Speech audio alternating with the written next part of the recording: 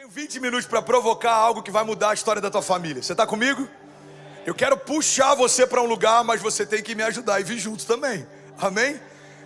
A função do pregador não é criar nada novo, é lembrar daquilo que a gente nunca deveria esquecer. Então eu vou começar a liberar palavras e elas vão trazer à tua memória coisas que Deus já falou com você. Você está comigo? Eu queria fazer um convite. A banda, prepara aí, vamos juntos. Jamba, pode voltar, meu filho. Isso. A água a gente leva lá. Isso. Vai no banheiro depois do culto. Vambora, meu amado. Isso. Lafa, você está comigo aí? Você está comigo, Samik? Tem um incendiário comigo aqui nessa manhã. Eu preciso de pelo menos 30 incendiários. Alguém apaixonado por Jesus. E eu queria inclusive te fazer um convite, irmão. Se uma palavra entrar no teu coração, cara, levanta, fica de pé, fala: Preach, pastor, come on, so good. Eu amo isso na igreja americana. Na verdade, a gente precisa ensinar a eles como faz. A gente tem fome por Deus, a gente carrega algo que é diferente. Deus nos deu algo diferente, você crê nisso? Então coloque isso para fora. Deus falou com você, reaja a isso. Deus provocou algo em você, reaja a isso. Você está comigo ainda? Diga amém. Domingo passado eu preguei em Coral Springs uma mensagem que ela fluiu. E para mim é uma das mensagens mais poderosas que eu tive a oportunidade de comunicar. Eu falei um pouco sobre o Deus do exagero. E se você não ouviu essa mensagem, a gente vai colocar essa semana no nosso canal e você precisa ouvir. O Deus do exagero. Pessoas questionam isso, mas eu acredito que a medida de Deus em tudo que faz é o exagero. Deus é exagerado. E a pergunta que a gente precisa fazer é: quem disse que exagero é ruim? Quando tudo aquilo que Deus faz é bom. A medida de Deus é o exagero. Me explica a graça se não for através de uma medida de exagero. Me explica um Deus que fez todas as coisas e se diminuiu para o tamanho delas, para caminhar ao lado delas, se entregar por elas e logo depois vir habitar dentro delas. Me explica se não é o exagero, o amor furioso de um Deus que invadiu o inferno, permaneceu em meio à morte por 3 dias, mas logo depois ressuscitou. Irmão, me explica se não é exagero. Um Deus que pega alguém que não gosta de igreja e chama para plantar a igreja. Ou alguém como eu e você, que não tínhamos ideia do que Deus estava reservando, e Deus nos levanta como improváveis no meio de uma geração. Isso é exagero. Declara comigo, diga: a medida do meu Deus é exagero. Eu queria fazer um convite, todos os voluntários aí no final, ó, vem pra cá, vamos queimar junto. Vamos pra cima, vem pra cá, vem pra cá. A medida de Deus é o exagero. Então o tema da mensagem de hoje é: provoque os seus milagres. Fala pra quem está do seu lado: irmão, você precisa provocar os seus milagres. Sacode quem está do seu lado: irmão, provoca os seus milagres. Irmão, olha para mim. Somos passivos muitas vezes quando o assunto é viver milagres, mas somos proativos muitas vezes quando o assunto é viver pecado. Porque ninguém traiu a sua esposa sendo carregado até lá e fazendo o que não queria. Alguém decidiu fazer. Ninguém que teve um problema de desvio financeiro, ou de desvio de caráter, ou qualquer coisa do tipo, acordou um belo dia e viu que fizeram por ele algo que ele não queria fazer. Todo pecado é uma posição ativa de alguém que decidiu fazer o que não deveria ter feito. Mas o que é interessante é que muitas vezes somos ativos para viver pecado, mas somos passivos para viver milagre. E eu quero provocar você para que você provoque os seus milagres. Olha para mim. É você quem vai chamar os céus para a terra. É você quem vai tomar as realidades dos céus e vai trazê-las para a terra. Tem uma frase do Bill Johnson, um conceito dele a respeito de fé que eu amo. Ele diz: a fé significa se apossar da realidade dos céus e colidir violentamente com as realidades ao nosso redor, porque um reino inferior não resiste. Então não tem doenças no reino do meu pai, eu tomo posse e trago essa realidade para minha casa. Não vai ter doenças na minha casa também. Se elas vierem, já foram vencidas na cruz do Calvário. Isaías 53 é uma realidade. Não há falta de nada no reino do meu pai. Aquilo que homens morrem aqui para conquistar, o meu pai usou para pavimentar as ruas dos céus. Então se não tem falta na casa do meu pai, nada vai faltar na minha casa também. Irmão, fé não é passividade, fé é proatividade. Cara, essa mensagem, ela pode mudar a história de alguém que depende de um milagre, mas está esperando que Deus faça de acordo com a sua necessidade. Olha para mim, irmão, milagres não são uma resposta de Deus à sua necessidade. Milagres são resposta de Deus à sua fé. Tudo é possível ao que crê. Porque se milagres fosse uma resposta de Deus à necessidade, nenhuma necessidade existiria. Fome, suprida. Medo, suprido. Falta, suprido. Mas não é assim que funciona. Não é assim que funciona. Por quê? Porque os céus não respondem a necessidades, os céus respondem à fé. Tudo é possível ao que crê. Se você crê e não duvidar, assim será feito. Se as minhas palavras permanecerem em vós, se vocês permanecerem em mim, me pedirão o que quiserem e lhes será concedido. Se você crer e não duvidar, Deus está deixando claro em vários momentos. Jesus, ele libera essa chave para nós. Ele diz: olha, eu estou entregando para a igreja as chaves do reino, e o que ligarem na terra terá sido ligado nos céus. O que desligarem na terra terá sido desligado nos céus. Então Deus está dizendo: a chave está com você. Não reclame de milagres que não existem, se você não está se movendo para que eles nasçam.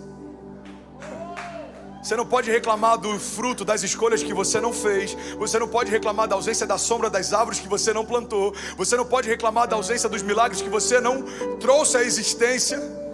Eu posso sentar na calçada e chorar todos os dias porque não tenho kids, ou eu posso me levantar com ousadia e trazer à existência aquilo que não existia e tratar como se já fossem coisas que não são. E se você perguntar, tem mais espaço do que crianças lá? Tem, mas vai chegar um momento que vai ter mais criança do que espaço lá. E aí a gente avança. Tem alguém que está comigo aqui? A gente avança. Provocamos o próximo teto. E aquilo que um dia foi teto se torna piso. E quando isso começa a acontecer, eu vou usar um termo sobre duas aspas para que não seja mal interpretado. Isso é viciante. Irmão, viver milagres, caminhar com Deus, depender de Deus, confiar em Deus, não existe nada mais seguro do que correr riscos com Ele. Eu estou mais seguro correndo os riscos com Deus em Miami do que se eu tivesse ficado no sofá em Cabo Frio. É confortável, eu conheço, esse é o meu quadrado, eu sei onde tudo está. Eu prefiro a mediocridade do conhecido do que o extraordinário do desconhecido. Irmão, o extraordinário está à espera dos seus passos de fé. Ele não vai bater na porta, ele não vai te chamar. É você quem chama ele, é você quem cria ele. Olha para mim, eu quero provocar algumas coisas em você. Talvez a cosmovisão de alguns pode até ser abalada hoje, mas eu quero deixar claro que só depende de você. Isso vai doer e vai incomodar muita gente. Teologicamente, isso é quase que um pecado. Como assim, André? Só depende de mim. Depois da redenção, só depende de você. Porque a parte dele, ele já fez. A palavra diz que ele nos abençoou. Ou seja, tem gente esperando Deus fazer aquilo que Deus já fez. Tem gente esperando Deus dar o que ele já deu. Tem gente esperando Deus liberar o que ele já liberou. Eu já dei a chave do reino. Liga e vai ser ligado, desliga e vai ser desligado. Eu já dei autoridade para vocês pisarem em serpentes e em escorpiões. Então não aceita sobre a tua casa aquilo que eu já levei sobre mim. Deus, tem uma crise na minha casa. Libera a palavra, se posiciona. É por isso que a gente está vivendo uma crise na igreja, porque estamos vivendo uma crise na nossa identidade. Estamos vivendo um tempo em que homens têm medo de serem homens, mulheres têm medo de serem mães. Qual que é o papel do homem? É governar sobre a sua casa. É ser um sacerdote em tempos de crise, é apontar um caminho quando ninguém sabe para onde vai. Qual o papel da mulher? É ser uma ajudadora, alguém que está junto, não de baixo, mas ao lado, construindo uma visão. Alguém que se submete porque sabe que o marido sabe para onde está indo. Alguém que entendeu que existe um governo estabelecido sobre a tua casa, e essa é a expressão do céu. Existe um governo estabelecido sobre nós. O problema é que a gente quer democracia em lugares onde ela não existe, irmão. A democracia não existe no reino. Deus dá uma palavra e se submete. Agora imagina um Deus que reina sobre todas as coisas, agora dando para você essa mesma autoridade. Você libera a palavra e a criação se submete. Eu sei que eu estou falando rápido, porque eu prometi que ia pregar em 20 minutos. Assiste depois o slow motion no YouTube. Pega isso, irmão. Me explica o milagre de Lázaro, se não é a criação respondendo a uma ordem de Deus. A matéria de Lázaro estava podre, o corpo de Lázaro fedia, o ouvido de Lázaro não funcionava. Então o que aconteceu com Lázaro não tem nada a ver com o que Lázaro sentiu, tem a ver com o que Jesus falou. O problema é que a gente está muitas vezes esperando sentir para crer que vai acontecer. Não tem a ver com o que você sente, tem a ver com aquilo que Deus fala. Então Deus te deu autoridade para falar em nome dEle. Fale, abra sua boca, profetiza, traga existência. Abra sua boca, abençoe. Abra sua boca, libera. Foi como eu falei no momento da oferta. Toda chuva que a gente vê hoje, ela foi gerada um dia. Ela não nasce em segundos. São nuvens carregadas com água durante algum tempo, vapor. Você já deve ter estudado isso na escola, lembra do ciclo da água? Vapor se condensa, forma as nuvens, e quando o peso está forte demais, ela precisa liberar aquilo que um tempo ela reteve. Então, a chuva, eu acho que é uma boa expressão daquilo que acontece através da igreja. Deus nos encharcou de algo e a gente precisa liberar. Soaking, encharcado. O nosso culto e a celebração, esse é o projeto de Deus para esses encontros. Quem está seco vem se encharcar, mas quem está cheio vem transbordar. Por isso que no momento do louvor a gente fala: fecha os teus olhos, abre a tua boca, libere a palavra. Irmão, é um momento incrível para você trazer existência o que não existe, para você desenhar com as suas orações os próximos passos de fé que você vai dar. Irmão, guarda isso. A gente aprendeu a desenhar projetos em planilhas, a gente aprendeu a desenhar projetos através de números, mas a gente precisa aprender a desenhar milagres através da oração. Fechar os olhos e declarar: eu creio numa igreja viva sobre a cidade. Eu creio que os meus filhos serão como flechas sobre as nações. Eu creio que ninguém vai impedir o que Deus disse que faria. Eu creio, saúde perfeita. Eu creio, milagres vindo ao meu encontro, sinais e maravilhas, eles me seguirão. É o que a palavra diz, eu creio. O mar se abrindo para eu passar e se fechando quando os meus inimigos vierem depois de mim. Eu creio, uma fornalha ardente seria um cenário de morte para muitos. Para mim, é um lugar onde eu vou dançar com Deus no fogo. Eu creio. Leões farão jejum se eu for lançado em meio às covas. Tempestades cessarão quando eu abrir a boca e declarar: vento, aquieta-te, mar, acalma-te. A pergunta que os discípulos fazem: quem é esse que até o vento e o mar lhe obedecem? Quem é esse? Sabe quem é esse? É o que habita em você. O Zoe, a própria vida de Deus, o DNA de Deus, a essência de Deus, o poder criativo de Deus habita em você. Abra sua boca, irmão. Provoque milagres. É sobre isso que eu vim pregar nessa noite. Sabe, a gente fez algo na igreja ao longo do tempo sem perceber que eu acho que limitou muito o nosso entendimento a respeito do poder da oração. Nem todo mundo gosta de orar, então vamos criar um ministério de intercessão e eles oram por nós. Mas a verdade é que a intercessão não é algo específico para um ministério, mas é algo que Deus liberou para cada um de nós. Você sabe o que significa intercessão? Significa entre sessões. Um intercessor é alguém que está entre sessões. André, que sessões são essas? Os céus e a terra. Você é o canal de condução entre os céus e a terra. Então o intercessor traz à existência o que viu dos céus, e isso agora passa a ser visível na terra. Não sei se você lembra, pessoal que está no lounge, por favor, vem para cá, Joãozinho, vem para cá, eu quero pregar, vem, me ajuda. I need your help and your fire and your passion. Come on. Eu lembro que eu preguei um tempo atrás sobre visionários. E sabe o que é interessante? Todo visionário tem uma capacidade de passear no tempo.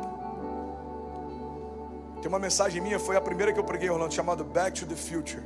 Você quer saber sobre o seu futuro? Volta na tua essência. O que o visionário faz? Ele tem a capacidade de passear no tempo. Ele vai no futuro, vê algo, volta para o presente e conta o que viu. Pega isso, irmão, quero pregar nessa manhã.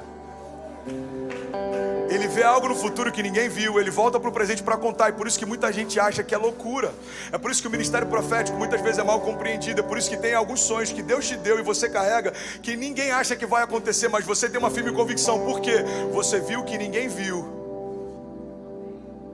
O problema é que a gente está dependendo de aprovação de outros para confiar naquilo que Deus faria. Irmão, não precisa fazer sentido para ninguém, se já faz sentido para quem te prometeu. André, não faz sentido, eu entendo, você não viu o que eu vi, deixa eu continuar. Não faz sentido, eu entendo, vocês não viram o que eu vi, deixa a chuva chegar. Não é parecer estúpido até a primeira gota de chuva cair. Não faz sentido, mas não tem que fazer. Deus não chamou a igreja para se mover por sentimento, Deus chamou a igreja para se mover por fé. Não caminhamos por aquilo que vemos, mas por aquilo que cremos. Você está comigo? Então eu quero te fazer esse convite, irmão. Provoque os seus milagres. Deus, me faz enxergar o que eu ainda não vi, me leva a lugares que eu ainda não fui, me dá visões de futuro. E quando Deus te der, abra a sua boca e profetiza. O profeta está diante de um vale de ossos secos e tem um diálogo poderoso acontecendo ali. Você acha que esse vale de ossos secos pode voltar a viver? O profeta fala: Senhor, tu sabes. Então abre a tua boca e profetiza. Pega isso, irmão. O profeta abre a boca, mas ele não fala algo que ele nunca tinha ouvido ninguém falar. Ele fala o que ele ouviu Deus falar. A Bíblia diz que o profeta fala: vale de ossos secos, ouçam a voz do Senhor. Eu ouvi algo de Deus e eu trouxe a existência. Qual que é o próximo passo? O som do céu. Ossos se unindo aos ossos, juntas e medulas, carne, pele. E aquilo que estava morto agora está marchando, cheio de vida. Por quê? Porque alguém acessou os céus e trouxe isso para a terra. Você está comigo ainda? Eu sei que é provocativo. A gente quer um lugar muitas vezes mais passivo. Estou abrindo uma empresa, eu quero que o meu pastor vá orar por ela. A gente pode ir, mas o que você carrega é suficiente para liberar algo sobre o teu negócio. A gente precisa de cura. Eu quero que um profeta que é bom de cura venha. Deus usa profetas, mas também existe sobre você uma carga profética. Abra a tua boca, libere a palavra, abençoa os teus filhos, abençoa o teu negócio, abençoa a tua igreja, abençoa a tua jornada, abençoa o teu ano. Todas as vezes que você me vê pregar aqui, nos últimos 4 ou 5 anos, ou mais um pouco, talvez 6, 7 anos, não tem um ano que eu não diga: esse já é o melhor ano da minha vida. Porque por mais que ele ainda não seja, pelo poder da palavra, ele está se tornando. Esse ano já é o melhor ano da minha vida. Até quando? Até que venha o próximo. Alguém está comigo? Me deixa saber quanto tempo eu tenho. 3 minutos e 50. Amém. Alguém está recebendo algo de Deus nessa noite? Nessa manhã? Tem um conceito que eu acho interessante. Se chama efeito borboleta. Alguém já ouviu falar do efeito borboleta? Tem até um filme de Hollywood que fizeram a partir desse conceito. Eu não acredito nele, ok? Mas eu acho que ele pode ser uma expressão do que a gente pode fazer através da fé. O efeito borboleta, ele acredita que um simples bater de asas de uma borboleta no Oriente pode causar tsunamis no Ocidente. O efeito borboleta acredita que coisas pequenas estão interconectadas. Então tudo que acontece no mundo gera uma reação. Quando eu li sobre o efeito borboleta a primeira vez, eu falei: isso é fé. Uma palavra, poucas letras, uma frase provoca a abertura do mar, faz o morto ressuscitar, faz um tumor ser expelido, ou faz uma família ser restaurada, faz alguém cativo ser liberto, ou faz alguém cansado ser renovado, faz algo que não existia existir, faz algo que não fazia sentido passar a ter. Irmão, uma palavra libera destino, uma palavra muda uma história, uma palavra transforma uma região, uma palavra. Palavras não são só palavras, palavras são liberações. Então abra a tua boca e profetiza. Milagres são reativos, milagres são reativos. Sabe o que eu acho interessante? Eu quero finalizar falando um pouco sobre isso. A gente tem, eu vi isso do Leandro Barreto, eu achei demais. A gente tem um relato na história, um relato de alguém que Jesus percebeu a presença dele. As multidões percebiam a presença de Jesus, tanto que quando sabiam que ele estava passando, corriam para vê-lo passar. Quando sabiam que ele estava pregando, corriam para ouvi-lo pregar. Jesus, ele amontoava multidões, porque quando alguém dizia, cara, Jesus está na cidade, todo mundo corria para lá. Então a presença de Jesus sempre foi percebida. Mas só tem um relato de uma pessoa que Jesus percebeu a presença dela. Cara, isso é muito forte. Vem comigo, você está comigo ainda? Diga amém. Alguém está recebendo algo de Deus essa manhã? Diga amém.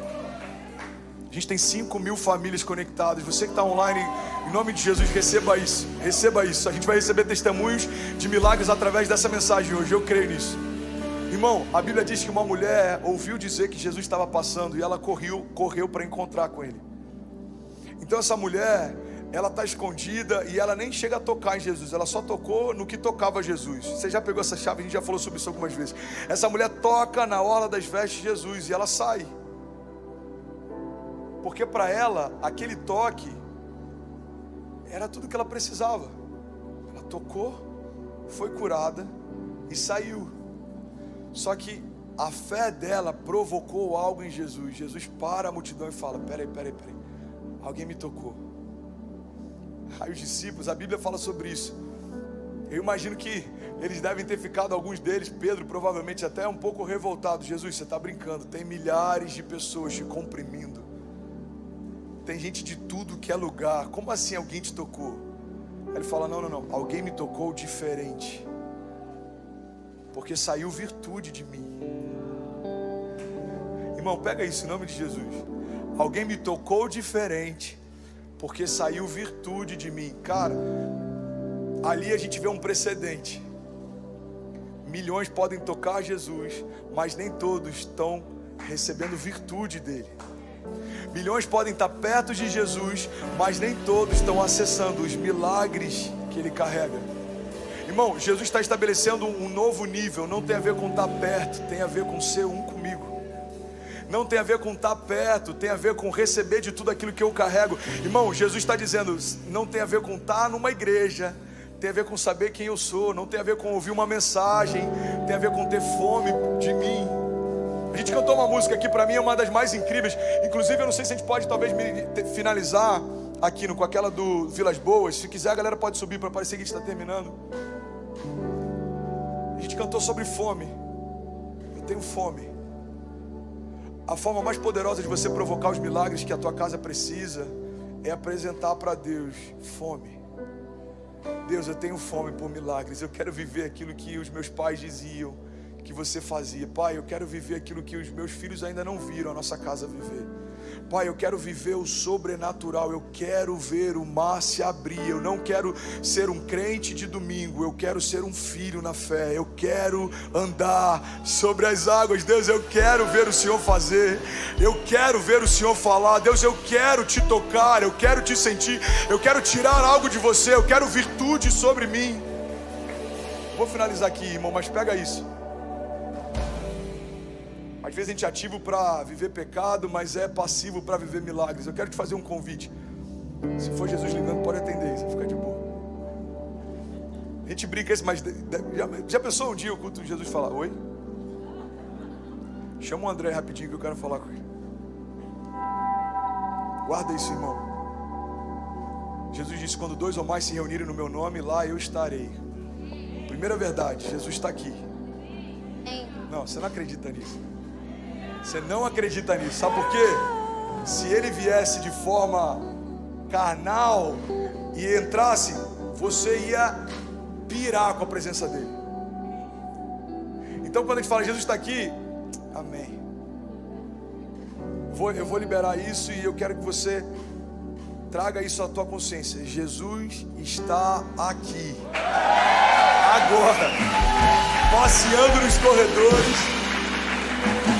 Jesus está aqui. Quando 2 ou mais se reunirem no meu nome, lá eu estarei. Primeira verdade sobre essa manhã, Jesus está aqui. Segunda verdade, para a gente poder fluir debaixo desse entendimento essa manhã: o que ligarem na terra terá sido ligado nos céus. A gente vai terminar esse culto. No momento de adoração, eu queria que você começasse a ligar algumas verdades sobre a tua casa, sobre a tua vida, sobre o teu interior, sobre o teu coração, sobre a tua mente, sobre os teus filhos, sobre o teu ano, sobre essa década. Abra a sua boca e começa a provocar os céus. Irmão, eu não sei se você já viu alguém que vê uma árvore cheia de frutos e começa a sacudir para poder ter acesso a eles. É exatamente assim a provocação que a gente faz. Deus, eu vou sacudir até que os milagres venham. Eu vou provocar os céus até que os céus desçam. Eu vou clamar até que o Senhor venha. Clama a mim, responder-te-ei e anunciar-te-ei coisas grandes e insondáveis que não sabes. Clama a mim e eu tenho resposta para você nessa manhã. Você está comigo?